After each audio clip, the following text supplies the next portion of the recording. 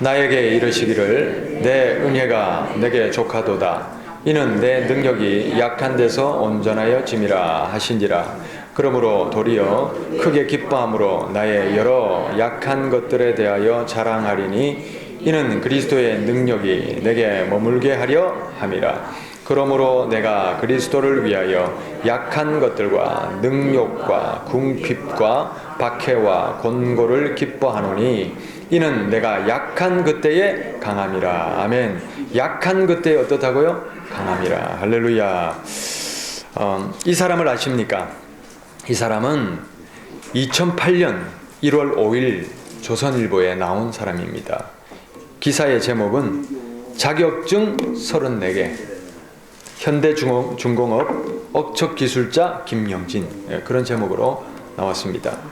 이 김영진 씨는 국내 최다 국가공인 기술 자격증 소유자입니다. 왜 그렇게 많은 자격증에 집착했나?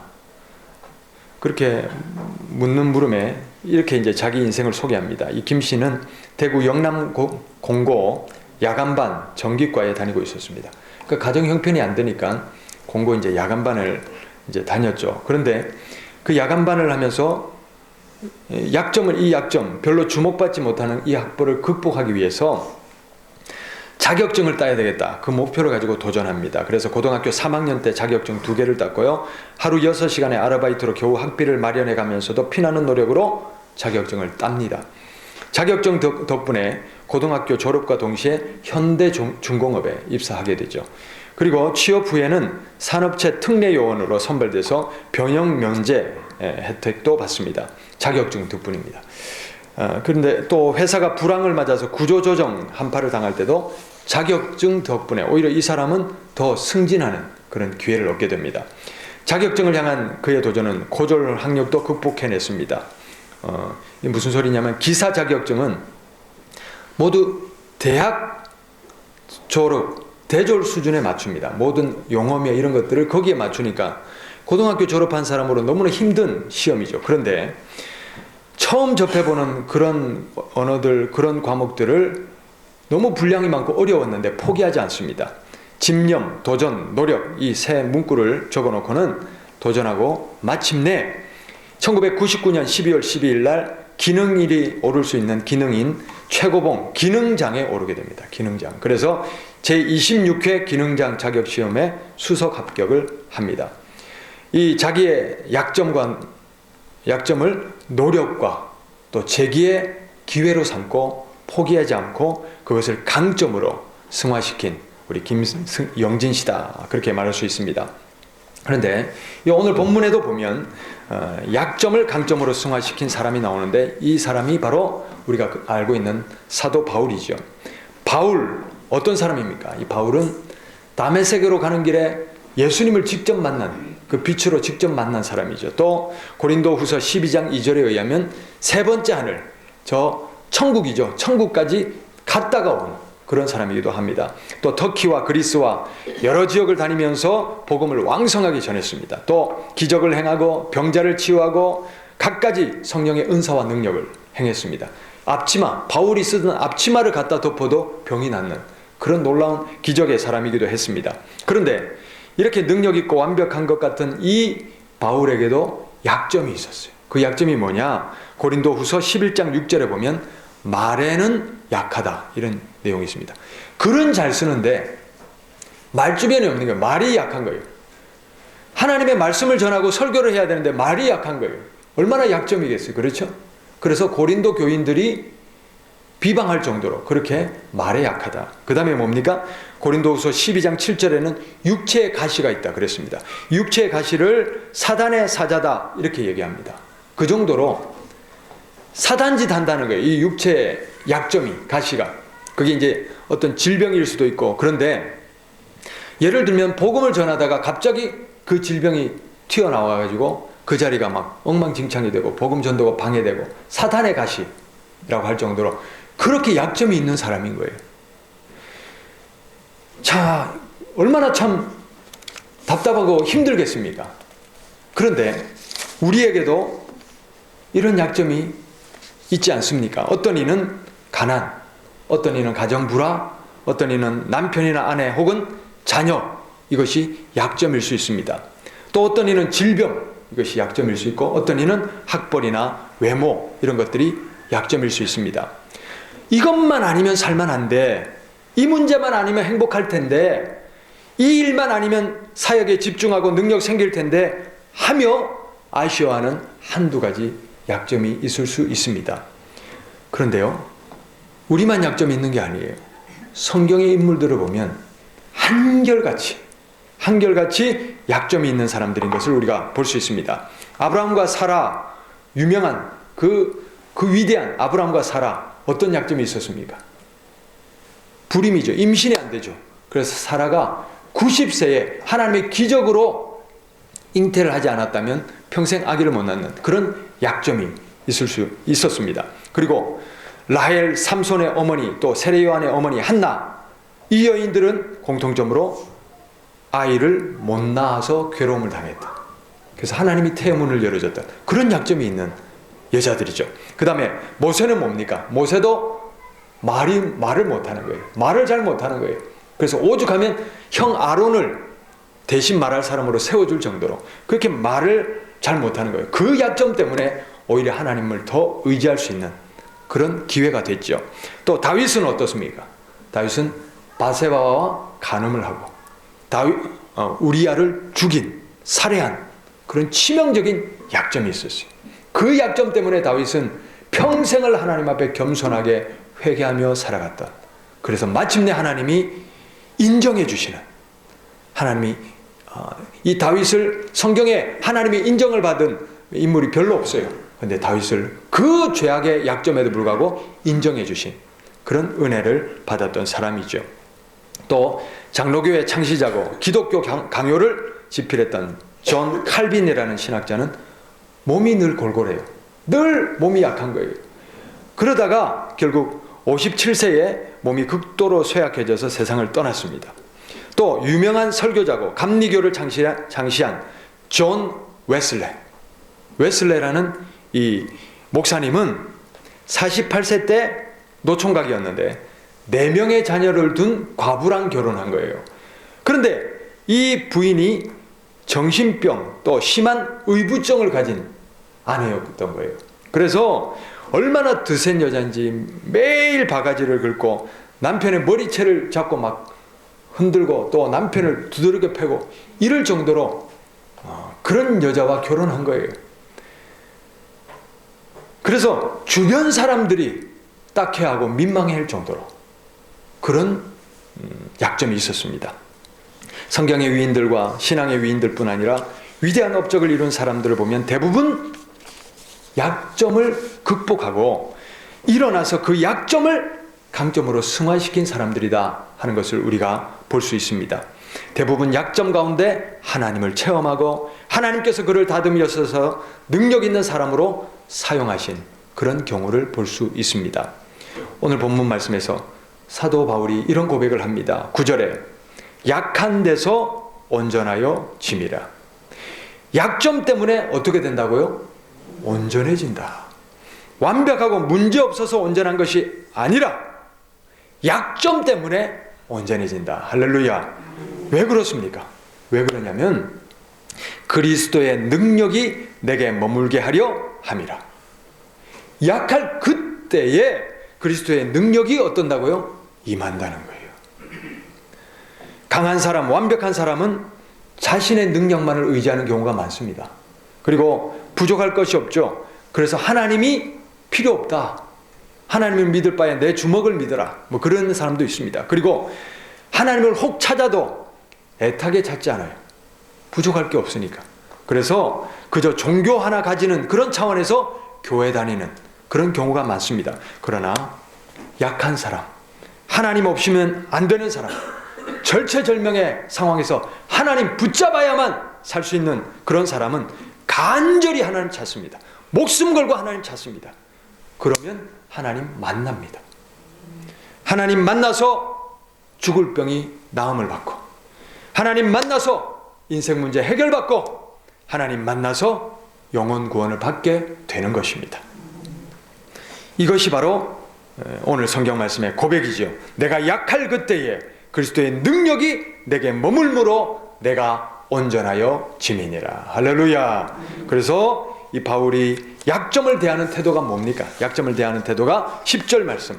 우리 10절 말씀 읽읍시다. 그러므로 내가 그리스도를 위하여 약한 것들과 능력과 궁핍과 박해와 곤고를 기뻐하노니 이는 내가 약한 그때에 강함이라. 할렐루야. 약함을 어떻게 한다고요? 기뻐한다. 약함을 어떻게 한다고요? 기뻐한다. 할렐루야. 약함으로 인해서 그리스도의 능력을 체험하게 되므로 약함을 기뻐하고 감사하는 거예요. 우리에게도 이 자세가 필요합니다. 약함을 비관하고 원망하고 낙심하지 맙시다. 약할 때에, 어려움이 있을 때에 비관하고 낙심하면 그게 사단의 떡밥이 되는 겁니다. 거기를 파고들어서 갈라지게 하고 무너지게 하고 회방을 놓는 것이 바로 사탄의 전략입니다. 약할 그때에 오히려 그리스도를 찾으시기를 바랍니다. 약함을 그리스도를 만나는 길이 되게 하시기를 바랍니다. 약함을 기뻐하고 감사하시기를 바랍니다. 약함은 우리를 온전하게 하고 강하게 하는 보약입니다. 오늘 말씀을 통해서 우리가 약점을 강점으로 승화시키기 위한 세 가지 방법을 전달하는데, 첫 번째 뭐냐면 말씀에 나왔듯이 약점을 비관하고 낙심하지 말자. 따라합시다. 약점을 비관하고 낙심하지 말자. 우리가 고난을 당할 때 이런 말을 합니다. 왜 나에게만 이런 고난이 오느냐, 그런 말 간혹 하죠. 자, 그런데 여러분 주위를 한번 둘러보십시오. 내가 당하는 고난은 정말 아무것도 아니라는 사실을 알게 됩니다. 나와 같은 고난을 당하는 사람이 너무나 많습니다. 오히려 나보다 더한 고난 속에서도 인내하며 살아가고 있는 사람이 많습니다. 미국의 한 국립공원에서 이런 재미있는 통계를 냈습니다. 뭐냐면 버팔로라고 있어요. 버팔로, 굉장히 큰 소 있죠. 뿔도 무섭게 생기고 덩치도 굉장히 큰 시커먼 이런 버팔로, 그 소하고 카우, 그냥 일반적인 소죠. 이 두 소가 폭풍이 올 때 어떤 소가 생존율이 높은가, 그것을 연구를 했습니다. 그런데 버팔로가 훨씬 생존율이 높았습니다. 왜 그렇습니까? 덩치가 커서 그런가요? 힘이 세서 그럴까요? 아닙니다. 버팔로는 태풍이 오면 도망가지 않고 태풍 속으로 질주를 하더랍니다. 그런데 카우는, 이 일반 소는 태풍이 오니까 계속 도망가는 거예요. 근데 보셔요. 태풍이 오면, 태풍 속으로 질주하면 잠깐 강한 바람을 맞을지는 모르지만 태풍 전후에는 뭡니까? 고요함이 있는 거예요. 할렐루야. 그러나 카우는 도망가다 보니까 계속 태풍을 맞으면서 가는 겁니다. 고난은 누구에게나 찾아옵니다. 그러나 그 고난을 거부하고 피하려고 하면 좌절될 수밖에 없습니다. 낙심될 수밖에 없습니다. 그래서 인생을 포기하는 경우가 있습니다. 그러나 고난을 있는 그대로 수용하는 사람이 있습니다. 아, 내 실수다. 이번에는 내가 잘못했다. 다음에는 이런 실수를 하지 말아야지 하며 고난을 발판으로 삼아 이전보다 더 힘있게 일어나는 사람이 있습니다. 주변을 보면 빛나는 영광의 자리에 지금 서 있는 사람들은 한결같이 과거에 죽을 것 같은 그 고난을 견디고 이겨낸 사람들입니다. 그 모진 고난을 이겨냈기에 바로 그 영광의 자리에 설 수 있는 것이죠. 우리 찬양 중에 이런 찬양이 있죠. 왜 나만 겪는 고난이냐고 불평하지 마세요. 고난의 뒤편에 있는 주님이 주실 축복 미리 보면서 감사하세요. 너무 견디기 힘든 지금 이 순간에도 주님이 일하고 계시잖아요. 남들은 지쳐 앉아 있을지라도 당신만은 일어서세요. 힘을 내세요. 힘을 내세요. 주님이 손잡고 계시잖아요. 주님이 나와 함께함을 믿는다면 어떤 역경도 이길 수 있잖아요. 왜 나만 이 고난 겪느냐? 그렇게 낙심하지 맙시다. 비관하지도 맙시다. 내가 능히 감당할 수 있는 고난이기에 또 이 고난을 통하여 더 나를 다듬고 새롭게 하시고 거룩히 하시고 온전케 하실 하나님의 작업이기에 우리가 이 고난을 능히 이겨낼 줄 믿습니다. 이 고난을 극복하면 우리는 귀한 하나님의 사람으로 성장합니다. 우리가 당하는 고난의 깊이만큼 우리의 사람됨이 키워질 것입니다. 그리고 이전에는 상상하지도 못했던 행복과 구원과 회복이 우리의 삶에 찾아올 것입니다. 고난 중에 낙심하지도 비관하지도 맙시다. 하나님께서 주신 고난을 있는 그대로 받아들입시다. 감사합시다. 하나님께서 반드시 약점이 강점되게 하실 줄 믿습니다. 두 번째, 약점을 강점으로 승화시키기 위한 방법은 약할수록 기도하자. 따라합시다. 약할수록 기도하자. 첫 번째는 뭐라고요? 고난 중에 낙심하지도 좌절하지도 맙시다. 두 번째는 약할수록 뭐하자? 기도하자. 할렐루야. 위치만 리라는 중국 선교사가 있었어요. 근데 이 사람은 하나님이 큰 은혜를 체험했습니다. 그런데 은혜를 체험했음에도 불구하고 몸에 떠나지 않는 병이 있는 거예요. 그래서 하나님 앞에 금식하며 간절히 기도했습니다. 하나님, 이 병 고쳐주십시오. 그러나 그 병은 떠나지 않았습니다. 어느 날 하나님 앞에 기도하는데 꿈을 꾸게 됩니다. 그가 배를 타고 양쯔강을 건너는데 그 강에 큰 바위가 걸린 거예요. 그래서 그것과 씨름하다가 주여, 이 바위를 옮겨주십시오. 그래야 배가 지나갈 수 있습니다. 그때 하나님이 이런 질문을 하십니다. 이 바위를 옮겨주랴? 아니면 강물이 넘쳐서 저절로 넘어갈 수 있게 하랴? 그러니까 이 선교사님이 뭐라고 하냐면 강물이 넘쳐서 넘어가는 것이 좋겠습니다. 그러자 강물이 불어나서 쉽게 넘어간 거예요. 그러고는 잠에서 깼습니다. 깨어나서 이 깨달음을 가지고 이 위치만 리 선교사가 무릎을 꿇고 하나님께 이렇게 기도합니다. 주여, 내게 있는 바윗돌 같은 가시를 빼지 않겠습니다. 하나님의 은혜로 이 고난 이기게 하여 주옵소서.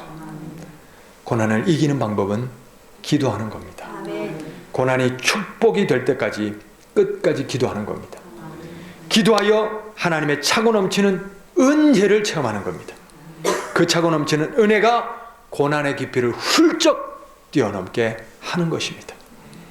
고난을 비관으로 인생을 포기하면 거기서 인생은 비참하게 끝날 수밖에 없습니다. 고난을 이기는 힘은 인내하고 하나님을 찾고 기도하는 겁니다. 그리고 내 인내에 한계가 있죠. 참아도 한계가 있죠. 견딜 수 없죠. 바로 그때 하나님이 필요한 거예요. 하나님의 은혜가 필요한 거예요. 그때 하나님을 구하는 거예요. 기도하는 거예요. 그러면 하나님이 해결해 주시고 도와주시는 은혜가 임하는 것입니다. 에스겔서 16장 4절부터 6절 말씀에 이런 내용이 있습니다. 한번 들어보십시오. 내가 난 것을 말하건대 내가 날 때에 너의 배꼽줄을 자르지 아니하였고 너를 물로 씻어 정결하게 하지 아니하였고 내게 소금을 뿌리지 아니하였고 너를 강보로 싸지도 아니하였나니 아무도 너를 돌보아 이 중에 한 가지라도 내게 행하여 너를 불쌍히 여긴 자가 없었으므로 네가 나던 날에 너의 몸이 천하게 여겨져 네가 들에 버려졌느니라. 내가 내 곁으로 지나갈 땐 내가 피투성이가 되어 발짓하는 것을 보고 내게 이르기를 너는 피투성이라도 살아있으라. 다시 이르기를 너는 피투성이라도 살아있으라. 이게 무슨 말씀이냐면 하나님이 이 이스라엘 백성을 보니까 이 아이를 낳았는데 기를 형편이 안 되니까 어떻게 합니까? 그냥 버린 거예요. 버려진 아이인 거예요. 그런 이스라엘의 형편인 거예요. 씻겨주지도 않고 강보에 싸지도 않고 탯줄도 자르지 않고 핏덩어리로 그냥 버려져 있는 거예요. 그런 핏덩어리로 버려져 있는 아이를 보고 하나님이 뭐라고 하십니까? 너는 피투성이라 할지라도 살아만 있어다. 살아만 있어다. 그것이 바로 하나님이 이스라엘 향한 또 하나님이 우리를 향한 마음입니다. 여러분, 우리가 살아갈 때에 이 핏덩어리와 같이 내 힘으로는 도저히 안 되고 힘들고 어렵고 삶에 지치고 무너지고 낙심하여 아무도 돌봐줄 사람도 없고 핏덩어리와 같이 버려진 상태로 마음이 무너져 있고 삶이 무너져 있을 때가 얼마나 많습니까? 그때 하나님이 말씀하십니다. 핏덩어리라도 살아있으면 한다고. 살아있으면 한다고. 그러면 어떻게 합니까? 하나님이 구원해 주시는 거예요. 도와주시는 거예요. 닦아주시고 싸매주시고 다시 품어주시고 아름다운 여인으로 성장하게 하는 거예요. 할렐루야. 여러분, 내가 너를 안다 하나님이 말씀하십니다. 내가 너를 여전히 사랑한다고 말씀하십니다. 너는 피투성이라도 살아있으라. 반드시 내가 너를 건지겠다. 반드시 내가 너를 복주겠다. 반드시 내가 너를 높여주겠다. 할렐루야. 유익이 되지 않는 고난은 없습니다. 우리가 당하는 고난은 반드시 유익이 됩니다. 고난은 유익입니다. 고난을 통하여 하나님을 더 깊이 만나고 고난을 통하여 우리의 인격과 사람됨이 다듬어지고 성장하게 되는 기회입니다. 고난 중에 기도합시다. 기도하면 고난이 왜 오는지 이유를 깨닫게 됩니다. 고난을 인내하며 헤쳐나갈 힘이 생기는 겁니다. 기도하면 고난을 승리케 하시는 하나님을 만나게 되는 겁니다.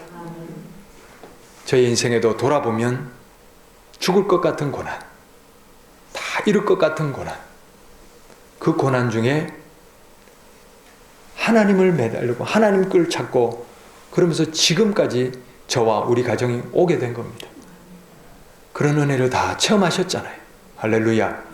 고난 중에 기도함으로 우리를 그 고난에서 무너지게 하는 것이 아니라 다듬고 연단하여 더 빛나게 귀하게 능력 있게 쓰시고자 하는 하나님의 은총 가운데 설 수 있는 우리 모두가 되기를 바랍니다.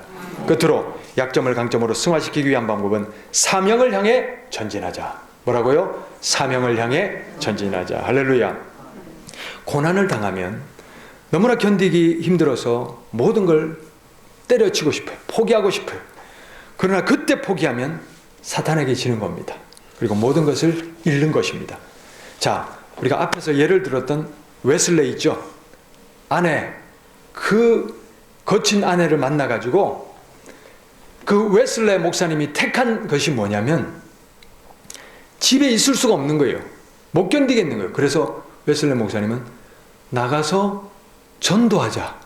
그걸 택한 거예요. 그래서 나가서 복음을 전하기 시작했는데 그의 평생에 42,000번의 설교를 했다고 합니다. 그리고 하루에 약 90km 정도, 예를 들면 서울과 천안 이 거리를 매일 말을 타고 다니면서 하루에 3번 이상 설교한 그 횟수입니다. 셀 수도 없는 사람들이 웨슬레 설교를 듣고 회심했습니다. 그리고 수많은 사람들이 웨슬레에게 도전을 받고 전 세계 복음을 전하는 선교사가 됐습니다. 마침내 웨슬레는 88세까지 살면서 영국 전체를 그냥 복음화시켜버렸어요. 할렐루야. 위대한 복음 전도자가 된 이유는 바로 고난을 주었던 그 아내가, 그 약점이 웨슬레를 위대한 대전도자로 만든 것이죠. 고난이 온다고 삶을 포기하고 인생을 포기해서는 안 됩니다. 고난이 올수록 하나님께서 내게 맡겨주신 사명을 더 강하게 붙드는 우리 모두가 되기를 바랍니다.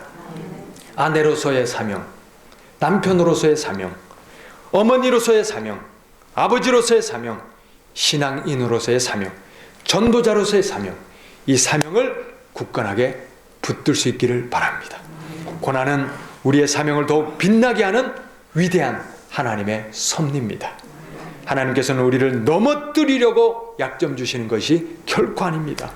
우리를 강하게 만드시려고 약점을 주신 것입니다. 그래서 약점이 보약입니다. 약점은 우리를 단련시키는 강점입니다. 핸델의 메시아, 그 대작 중에 하이라이트가 뭡니까? 할렐루야, 할렐루야, 그 찬양이죠. 자, 그런데 이 노래가 어떻게 작곡됐냐면 나이가 54세인 핸델이 귀족들과 왕족들의 총애를 받으며 왕실에서 작곡 활동을 하다가 뇌출혈로 이제 반신불수가 됩니다. 그래서 궁색하게 되니까 쫓겨난 거예요. 이제는 끼니를 걱정해야 되는 그런 비참한 상황에 놓였습니다. 자, 그런데 점점 이제 자기 인기가 떨어지고 극장에 손님들이 줄고 공연이 취소가 되기 시작하죠. 그런데 1741년 겨울에 산책을 하다가 교회를 들어갔어요. 그러면서 너무나 비참한 자기 상황 때문에 통곡을 합니다. 하나님, 어찌하여 사람들에게 이렇게 버림받게 하십니까? 하나님, 어찌하여 저를 버리셨습니까? 그렇게 하루 종일 기도하고 밤이 늦어서야 이제 집에 온 거예요. 그런데 책상 위에 소포가 하나 이제 와 있어요. 풀어봤어요. 그런데 오라토리오 가사가 적혀 있는 거예요. 어떤 시인, 찰스 제넨스라는 시인, 이름도 없는 시인이 자기가 기도하다가 하나님에서 곡 가사를 준 거예요. 아니, 가사를 준 거예요. 그래서 이걸 핸델에게 보낸 거예요. 그런데 핸델이 그걸 뜯어보다가 이런 이름도 없는 시인이 나를 어떻게 알고, 응? 일단, 응? 가사를 보내 하고는 너무나 모멸감을 느낀 거예요. 기분이 나쁜 거예요. 그러면서 투덜투덜 그 가사를 읽다가 한 구절에 눈이 이제 꽂히는 거예요. 뭐냐면, 그는 사람에게 멸시를 당하고 버림을 받았다. 그는 자기를 긍휼히 여길 자를 찾았건만 아무도 그럴 사람이 없었다. 그를 위로해 줄 사람은 아무데도 없었다. 그걸 읽는데 예수님의 그 형편이 자기 형편이잖아요. 주님께서도 바로 이러한 처지에 놓이셨구나. 그러면서 계속 원고를 읽어갑니다. 그는 하나님을 믿었도다. 하나님은 그의 영혼을 음부에 버려두지 않으셨도다. 그가 너에게 안식을 주리라. 이 대목에서 갑자기 핸델에게 악상이 떠오르기 시작합니다. 이 구절을 읽다가 현명한 지도자 나의 구주가 살아계심을 나는 알았도다. 기뻐하라 할렐루야. 이 구절을 읽는 순간 몸이 부르르 떨립니다. 그러면서 황급하게 펜을 들었어요. 그 자리에서 아무렇게나 앉아서 악상이 떠오르는 대로 악보를 써가기 시작합니다. 미친 사람처럼 때로는 일어나서 방 안을 막 손을 막 팔로 휘둘리면서 지휘를 하기도 하고 큰 소리로 노래 부르기도 하고 할렐루야 할렐루야 그러면서 24일간이나 그 작업을 계속하는 거예요. 그러고 나서 마침내 메시아, 세상에서 가장 위대한 오라토리오가 그렇게 탄생한 거예요. 그 작업을 끝내고 침대에 나동거려져서 14시간이나 꼼짝을 안 하고 잠을 잘 정도로 그렇게 진력을 쏟아부어서 그 곡이 탄생된 겁니다. 핸델이 가장 고통스러울 때 가장 위대한 하나님의 대작이 탄생한 거예요. 우리에게 있는 이 약점, 지긋지긋하지요. 나를 힘들게 하는 이 약점이 당장이라도 사라져버렸으면 좋을 것 같지요. 그러나 약점은 하나님을 찾게 되는 수단입니다. 그리고 그리스도를 체험하고 만나는 수단입니다. 약할 때에 우리가 무너지고 넘어지면 지는 것입니다. 오히려 하나님을 찾으시기를 바랍니다. 그리스도께서 우리에게 그때에 임하시고 그리고 그리스도로 인하여 우리는 온전하게 되는 것입니다. 그러므로 우리는 약함을 기뻐할 수 있습니다. 약할 때 오히려 더 온전해지는 것입니다. 약함이 우리의 강점이 되는 것입니다. 어떤 약점이 있으십니까? 그 약점을 비관하지 마시기 바랍니다. 그리고 약점 때문에 더 기도하시기 바랍니다. 그리고 약점에도 불구하고 사명에 약해지지 마시기 바랍니다. 사명을 더 집중하시기 바랍니다. 그럴 때에 우리의 약점이 강점되게 하시는 하나님의 은총이 우리 모두를 회복시키시고 일으키시고 가정의 문제도 삶의 문제도 속한 모든 어려움도 다 끊어내고 이기게 하시는 성령님의 은혜와 능력이 임할 줄 믿습니다.